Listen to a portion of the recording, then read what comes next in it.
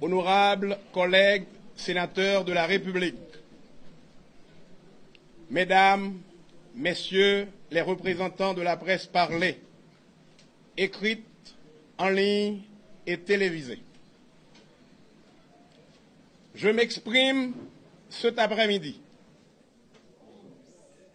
à la manière du grand député des Gonaïves, l'honorable Raymond Kabèche, de regrettée mémoire.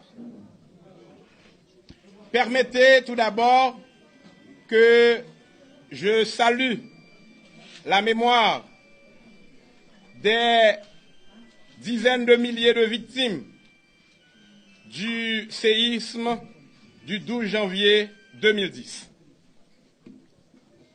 Au lendemain de la commémoration des 10 ans de cette grande catastrophe ayant secoué notre pays, une fois de plus, en ma qualité de vice-président du Sénat de la République, le devoir patriotique m'interpelle.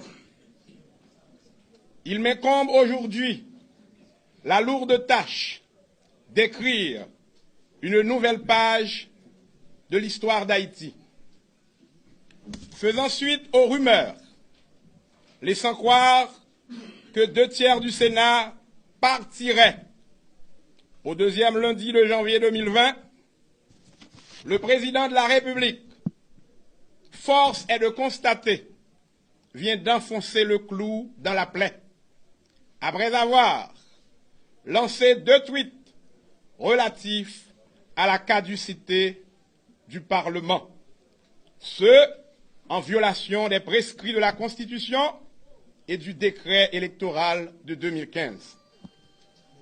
Il s'agit d'un acte politique qui exige une réponse immédiate, car à toute action politique s'oppose une réaction politique.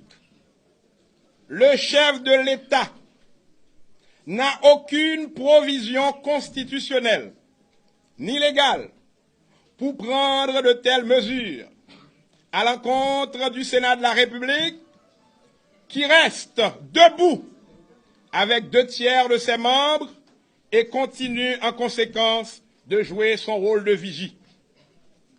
Je regrette que certains de mes collègues acceptent de vendre leurs droits d'aînesse pour un plat de lentilles. J'assume. Le peuple haïtien en prend acte et l'histoire, tôt ou tard, prononcera son verdict. Il est de principe en démocratie que le pouvoir arrête le pouvoir.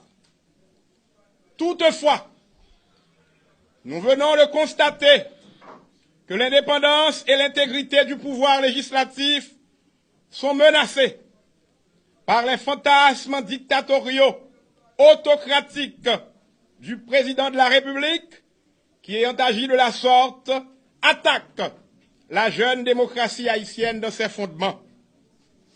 Compte tenu du fait que la nature a horreur du vide et que le Sénat de la République est le dernier rempart de la démocratie en Haïti, au regard de l'article 95.1 de la Constitution en vigueur, stipulant que les sénateurs siègent en permanence, en attendant la formation de nouveaux bureaux au niveau du Grand Corps, j'exerce, à mes risques et périls, provisoirement, la fonction de président du Sénat. Pour la vérité et pour l'histoire, je n'ai pas violé le règlement intérieur du Sénat, encore moins la Constitution de mon pays. Je leur ai fait un enfant. Vive la démocratie, à bas la dictature. Bravo.